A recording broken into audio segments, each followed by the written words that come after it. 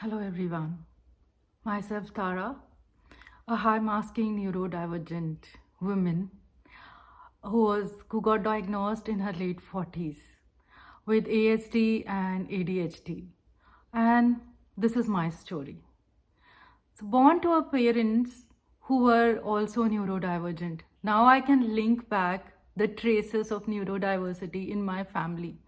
So my dad was severely autistic and my mom is severely ADHD.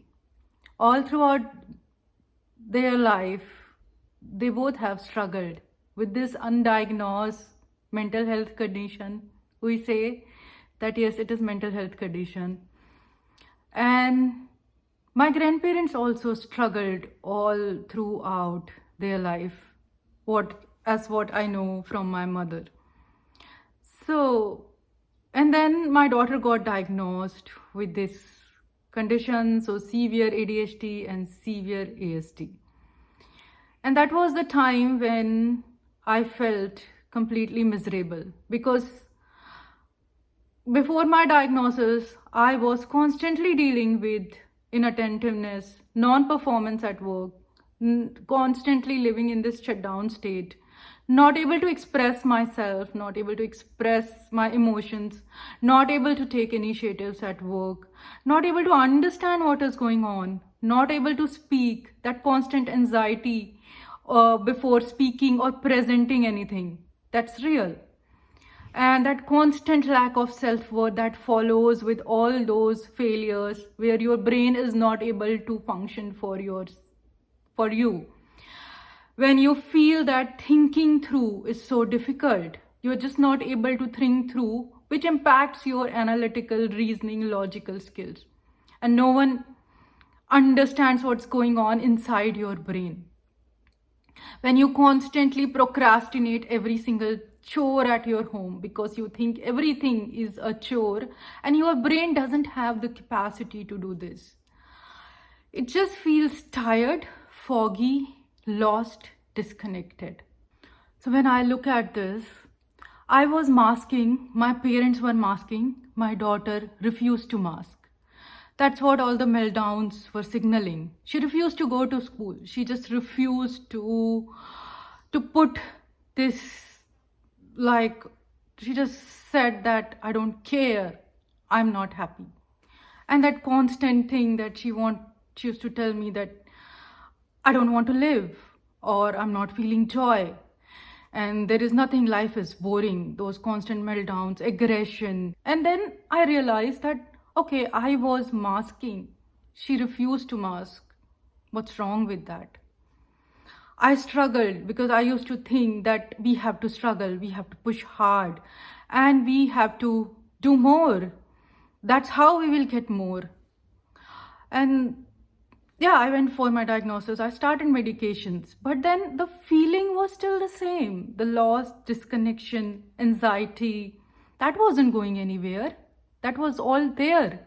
Even with medications, we just suppress those feelings, those difficult emotions, because we don't want to deal with these difficult emotions. We do not want to accept that our emotional health impacts our physiology.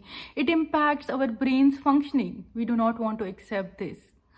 And neither our parents wanted to accept this. So everyone wanted to do more hard. That's what we are taught. That's what we are conditioned to believe, that it's hard. What if this thinking is making everything hard inside our brain? This thinking, all these fears, guilt, shame, that lineages hold on to. No one does the hard work of feeling the pain. Everyone wants to just suppress the emotions. Everyone wants to just suppress the feelings of fears. Everyone wants to suppress the feelings of guilt. And that's what I started feeling, that it cannot be just that my brain is designed this way. There has to be a reason why it is designed this way. If it doesn't mean if my parents struggle, I have to struggle. Why? My daughter is struggling. She's literally failing. I mean, not really failing, I would say, but I would just say she is not happy. And I'm not able to create that happy space for us because I was struggling inside my own head. And that's when I decided that I want to look into this another perspective, the spiritual perspective, to manage my neurodiversity, to manage my ADHD, because I wanted to feel better. That's the only thing. I wanted to feel happy, easy. I wanted to serve in the world joyfully. That was a choice that I made intuitively, that this is not going to be my reality forever, and I wanted to choose something different, and that's why I choose healing and spirituality. Then when you start, like I started my spiritual journey in 2023, December 2023, and you just feel like you are just doing, and you don't really understand what is happening. And it takes time to start seeing the changes. First of all, the belief in the process itself came after a very long time. After 6-7 months, I started believing that yes, this is something that is working. Because we do not realize that the lineages, they hold on to the difficult emotions, the fear of survival, fear of guilt, shame, abandonment, betrayal, loss, disconnect, poverty, lack. And so much has happened in the human race. So much of pain has been inflicted upon our parents, grandparents, their parents. And when is this going to end? So you just feel that that pain has gone with that person. I don't think so, because I started digging deep into my dad's ASD struggles, and I have a video, separate video, where I have highlighted all the struggles that he has been through for his entire life. And I felt that autism for him was inability to express, inability to talk. There was this discomfort, inflexibility, which I also carried. I also carried all those disabilities as form of the genetics adaptation. So it is genetic adaptation, yes, but it is not something that cannot be altered or cannot be managed at its level best. And for that, I felt that my dad's autism, now I can see that it was linked to my grandmother, was humiliated, belittled, and constantly tortured by her mother-in-law and my grandfather. This is what my mom used to say, that they were very strict with her and she was constantly suppressed and repressed. That has got into my dad for sure, because my dad has also suppressed himself for his entire life. And you are like again further suppressing that by taking medications. Again, medications are good for you to sustain the life, but medications are not addressing the root cause, because medications are not going to work on your emotions. And the reason, again, I went into spirituality, because I thought, anyways, now there is nothing to lose. I had been laid off from my work so many times. The last job I was working into, I was laid off, like, so, and I didn't had any motivation or energy left, and there was no functioning in my brain. I didn't had the ability to think through. That constant overthinking used to drain me. It used to make me feel foggy, that I was never feeling safe in my own mind and body. That was the feeling that I got. And when you are living with this feeling that you're not safe in your own mind and body, what is more to lose?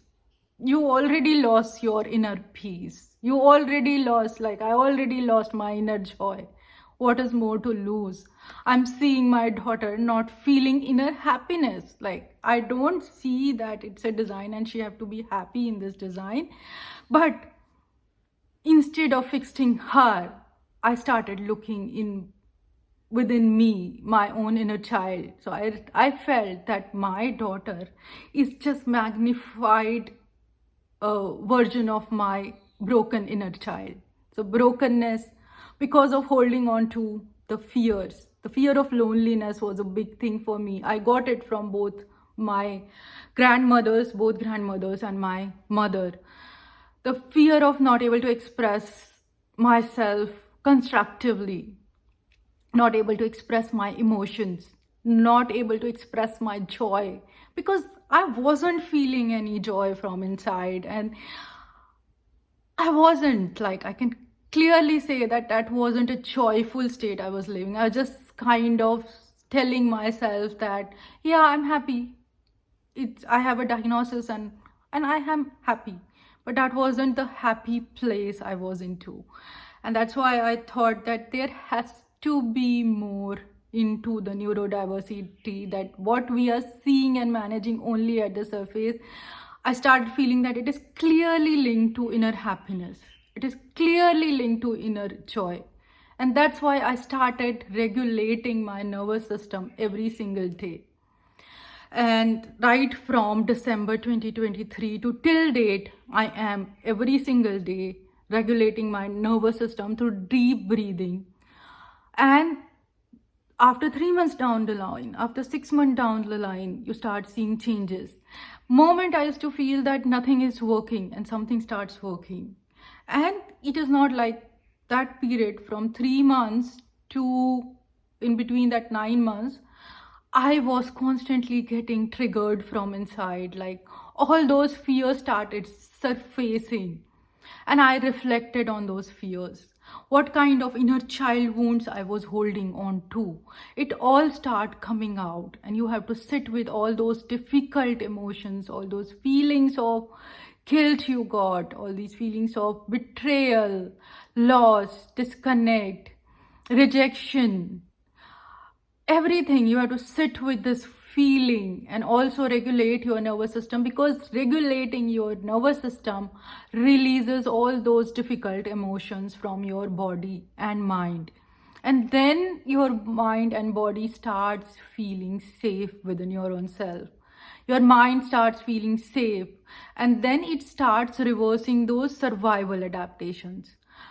What are the survival adaptations of the brain? I have covered in my previous videos, so you can go through it and understand that how emotions make our brain go into the survival state. So yes, that is what is my story. There is a lot to my story, about the struggles both my grandmother had been through, the struggles my mom was going through, all those insecurities, uh, because our inner child doesn't feel safe. Their inner child wasn't feeling safe on this planet. And for us to make our inner child feel safe, the path is inner child integration. Integrating with our own authentic self is the only path that will take us out of this trap of mental health issues and this trap of generational emotional baggage. So every emotion, every difficult emotion, every difficult negative experience, we have to confront, we have to look into it, and then release this trap, so that our ancestors feel safe and happy, our past feels safe and happy, our current feels safe and happy, and our future feels safe and happy. So we have to create that safe and happy future. What I truly believe, that we mental health survivors, we are those brave souls who picked up all those negative emotions, that pain, that suffering, that insecurities, those emotions of fear, guilt, shame upon us. And it is all physiological. So it is not, I'm not talking anything, because all these subconscious fears impacts the functioning of our brain in our physiology. So yes, we are those brave souls who picked all those to release, to set ourselves, our past generation free, so that our future generation can live a life, create new life, a life of abundance, a life of peace, a life of love, life of gentleness, life of compassion. That is what we are here to create. And unless we do not address this, we will be getting triggered every single day. Our mind is going to trigger, our subconscious is going to trigger us that what you are holding on to is holding your brain's functioning capacity back. I had been through this and I'm seeing the changes. The changes I feel now is I'm safe in my own mind and body. I'm able to express. I'm able to articulate. I'm able to talk with ease and confidence. That every single day I have lived with that feeling of discomfort within me. That feeling, that inner resistance, what not doing this, not enjoying this. Why are we not looking into this inner resistance? Why are we not looking into this aspect? And what is there to lose? Is there anything more to lose? We already lost so much in this trap of generational emotional baggage. It is the trap of generational emotional baggage, which reflects in our physiology in the form of brain survival adaptations. The reason that I'm saying this, because I have studied how trauma impacts the functioning of our brain.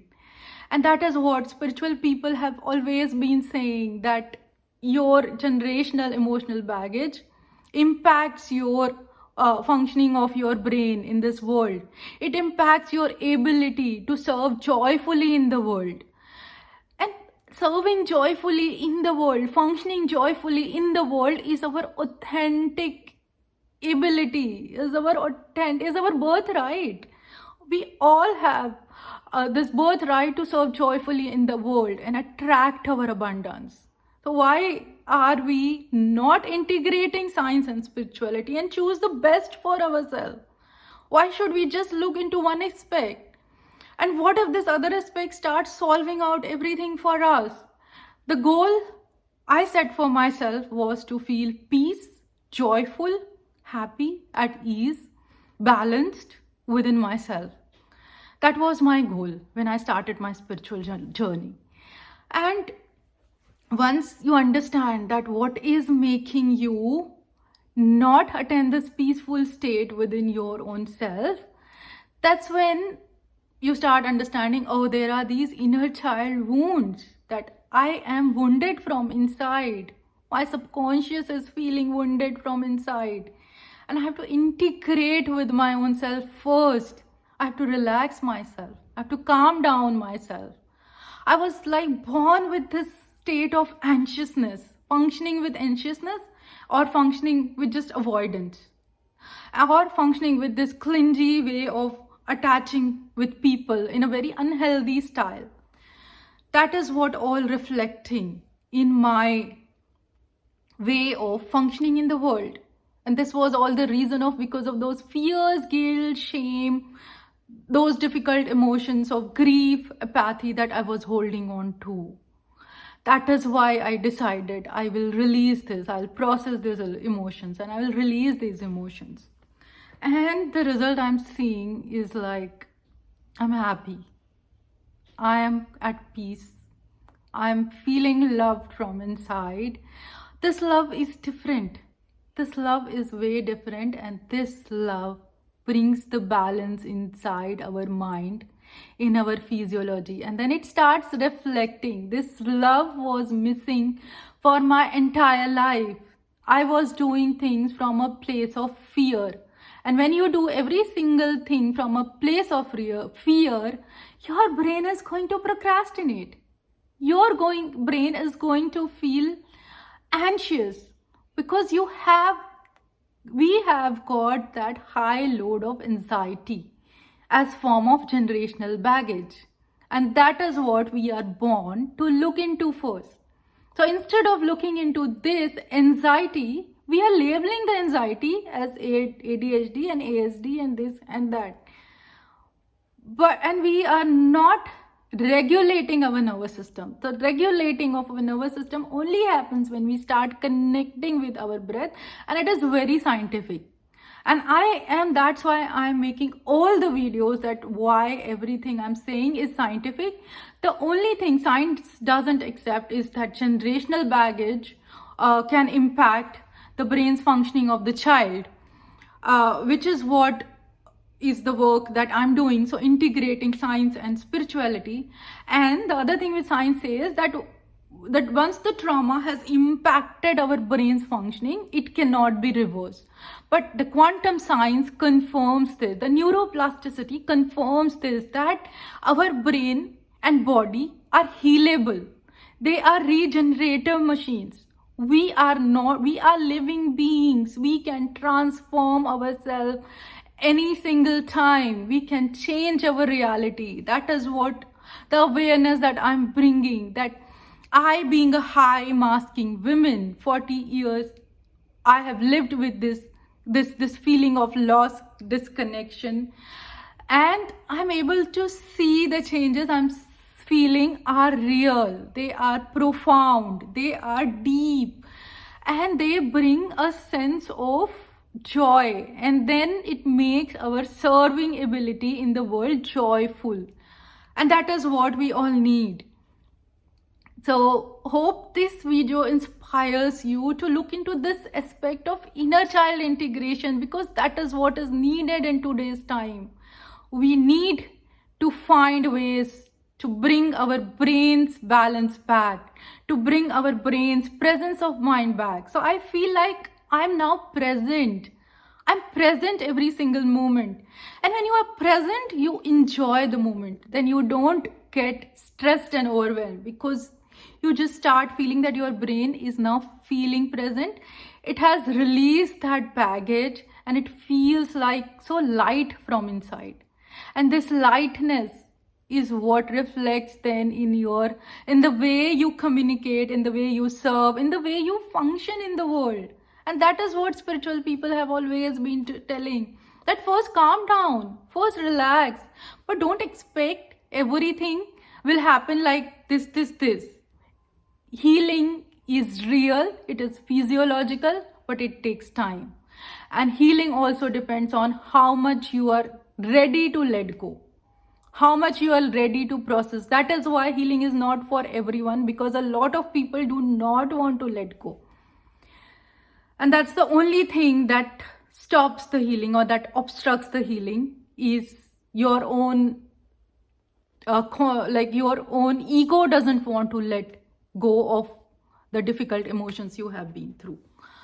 So yeah, hope this video inspires you, and if you like my content, please do like, subscribe and share to my channel, and hope you find your own inner balance and you get this inner strength to come out this trap of mental health issues, neurodiversity, and all the struggles that I have been through.